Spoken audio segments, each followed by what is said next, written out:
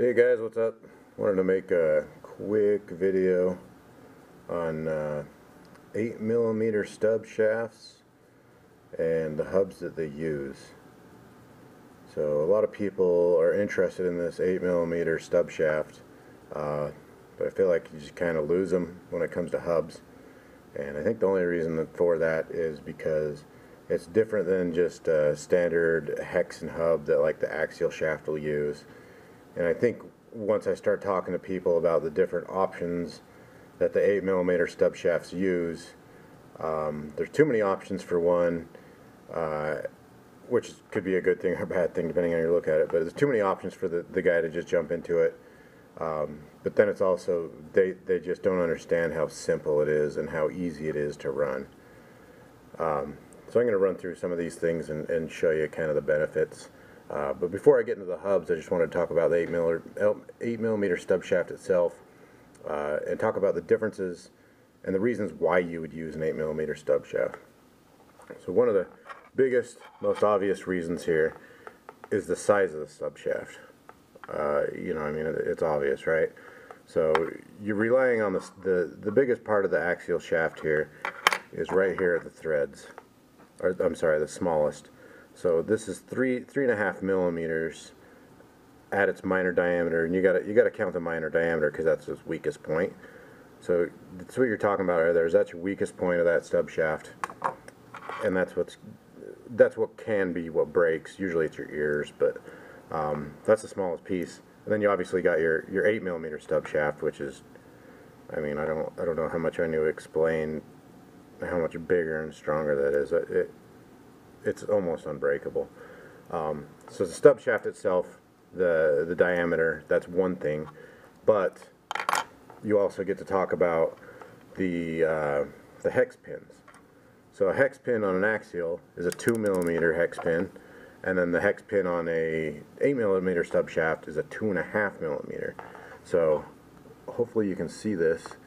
There's a gigantic difference in size, even though it's just a 0.5 millimeter. And then on top of that, one common thing that people think that is not true is they think to get twice the strength out of something, you got to make it twice the size. It's like if you had a 1-inch diameter shaft, to make it twice as strong, you got to go a 2-inch diameter shaft. That's not true. I don't have the exact formula on hand, but every increment you increase the diameter, it gets exponentially stronger. So a dowel pin that's 2 millimeters is rated at 700 pounds before it breaks, and then a 2.5 millimeter is 1,100 pounds before it breaks. So it's not quite twice as strong as a 2mm hex pin, but it's quite a bit more for only that 0.5 millimeter. So, and I've only heard of one person ever breaking these, and that's because the hex pin got caught in their knuckle weight, and it bound their knuckle weight, and they kept flooring it, and they broke a hex pin. So if you're having problems breaking axial hex pins, that's one good reason is you go to this hex pin, and that's it. You should be done breaking those forever. So another big benefit that I feel like with these stub shafts is they don't have a wheel nut.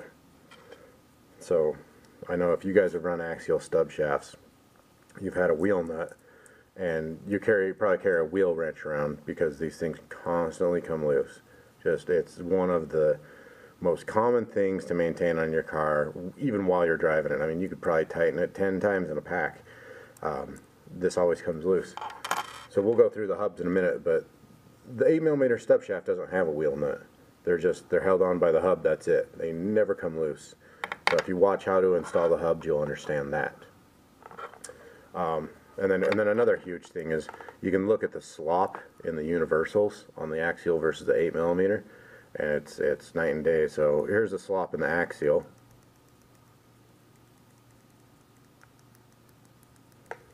Hopefully you can see that.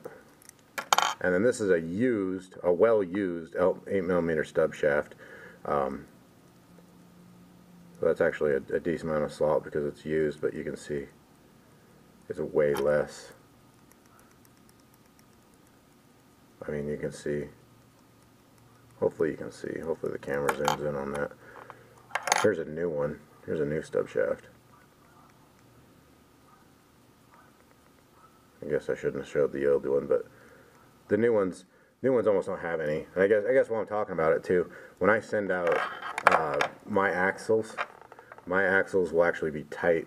Like you'll try to drop the stub shaft like this.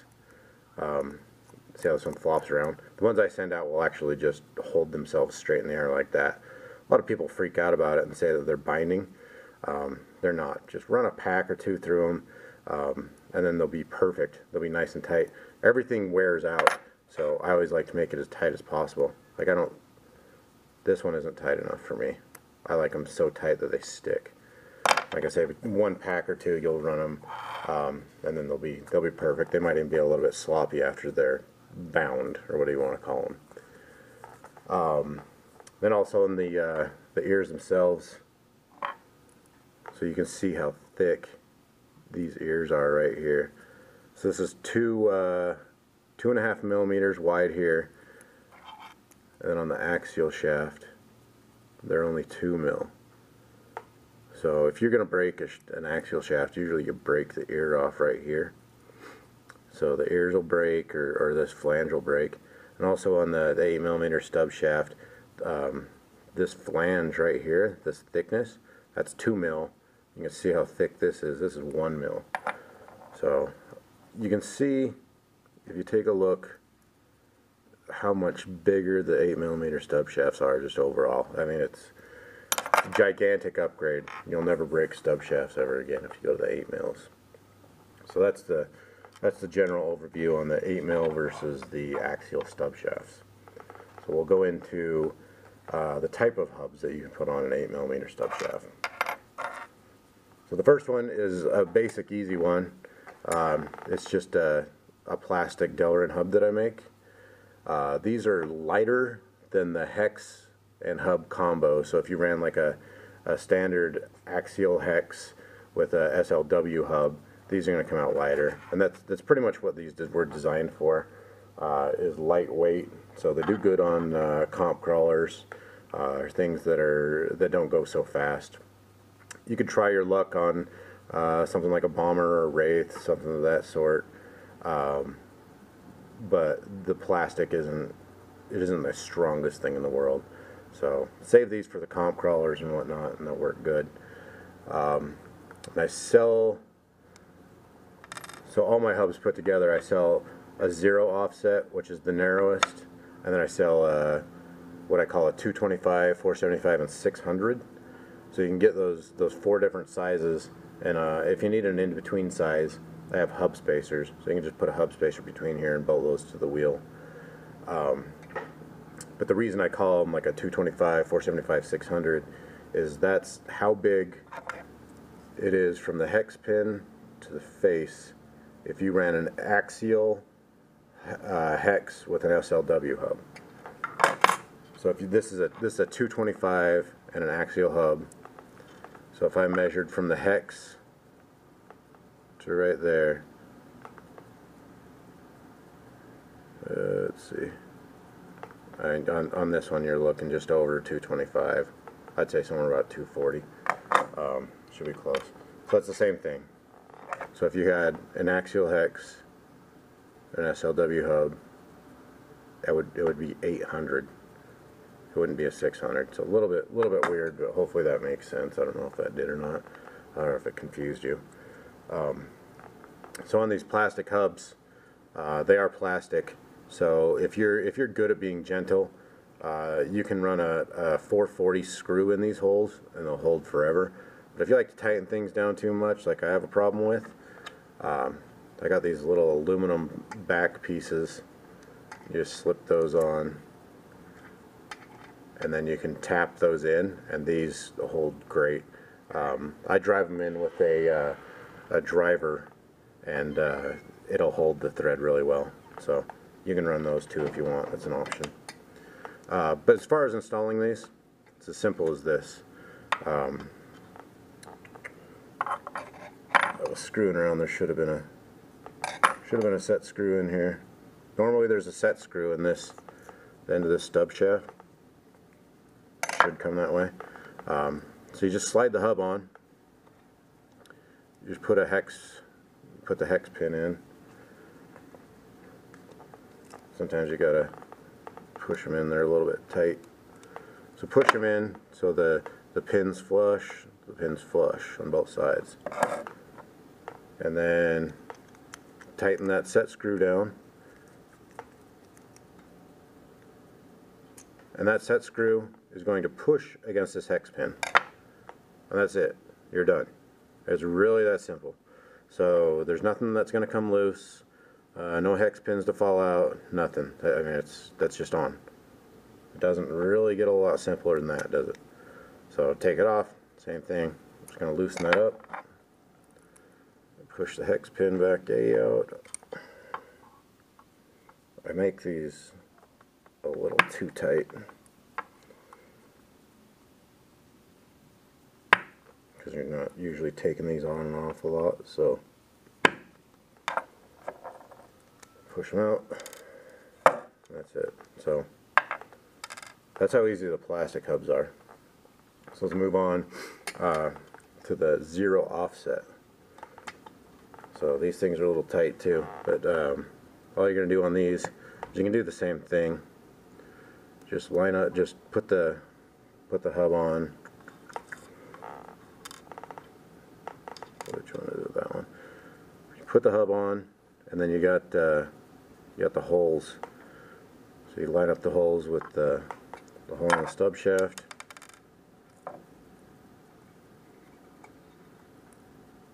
And then there's a couple options on these.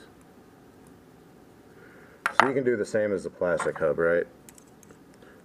So you can just tighten that set screw down, and then you can be done with it. You just slide your wheel on. That's it. It's done. Or another thing I like to do is you don't have to use this set screw.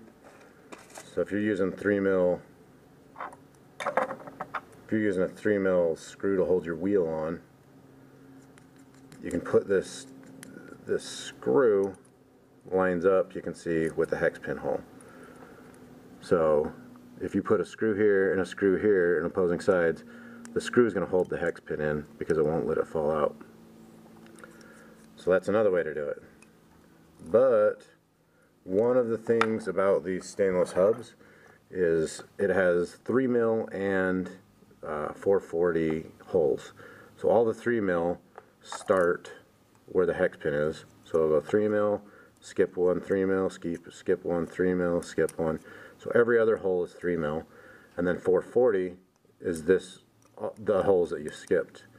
So if you're running like an RC 4-wheel drive or some sort of wheel that uses a 440, you can use these 440s.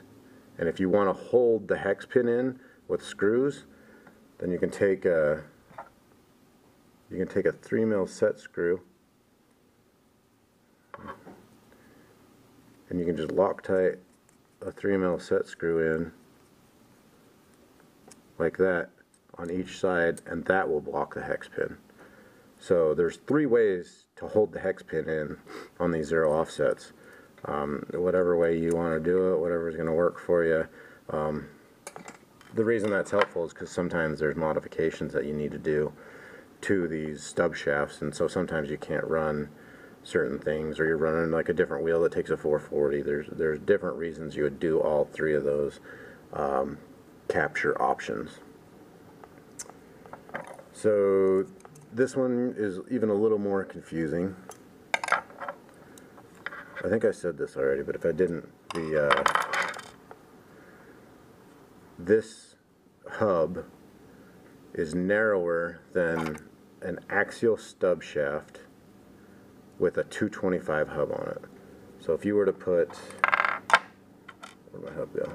So if you were to put an axial hex and a 225 hub, this would come out narrower, a narrower setup than 225 with an axial hub.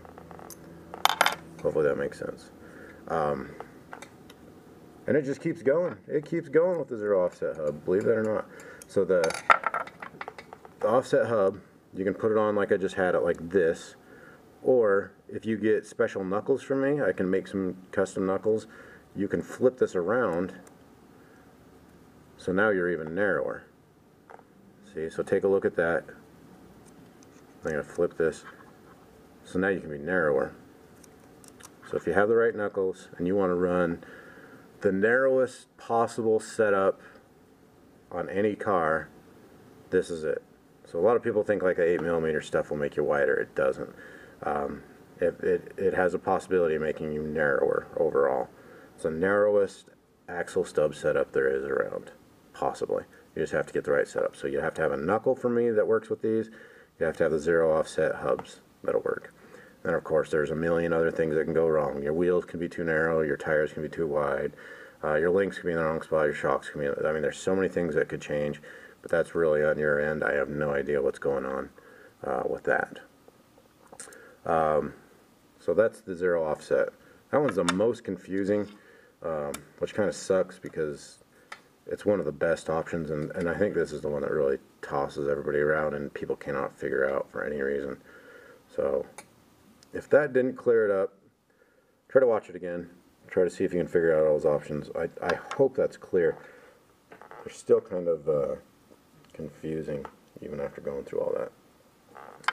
So there's another option, and that's just what I do is I take the Axial 12mm hex and I drill it out. I drill it out and then I make it for I make the slots in the hex bigger for the bigger hex pin. So if you have the means to do this at home, you can make these yourself, or I sell these on my site.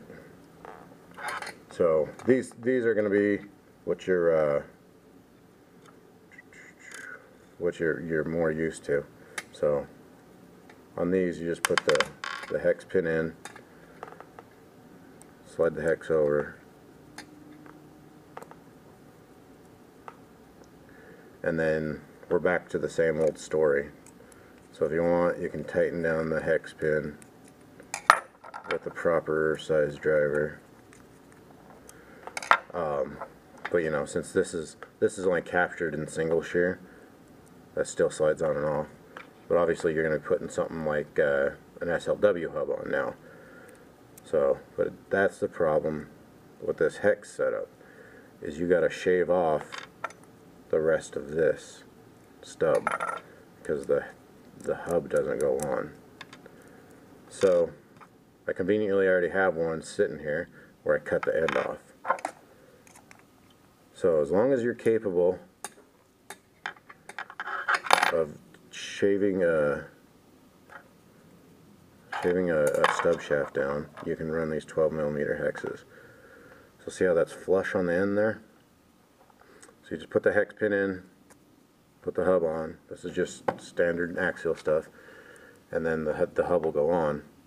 But now you need something to hold the hub on, right? Because on an Axial one, you've got a threaded stub shaft. On this one, I don't have anything.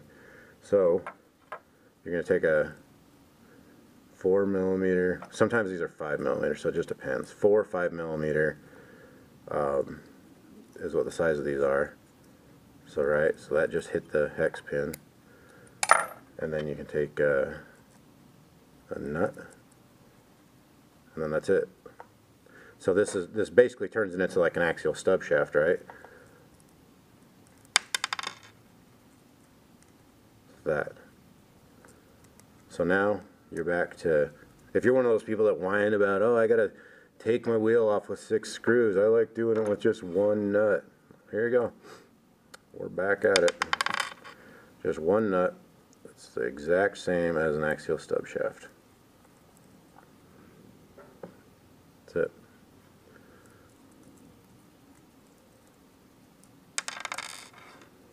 You know, of course you can run any size hub that you want, 475. So I hope that makes sense.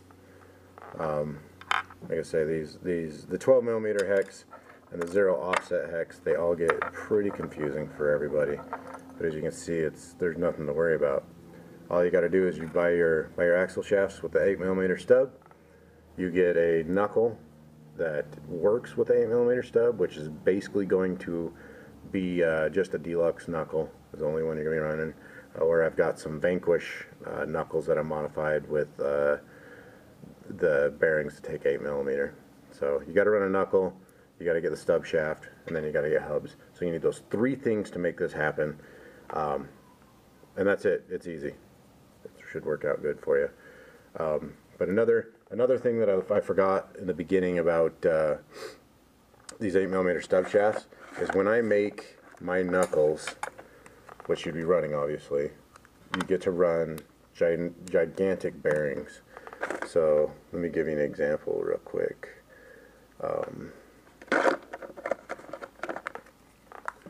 So this is your inner bearing. The deluxe knuckles will have, these are my bearings, so they're 8 by 16s, 8 by 16 by 5 inner and outer bearings, which is just obviously gigantic. Or you can run, so these are your,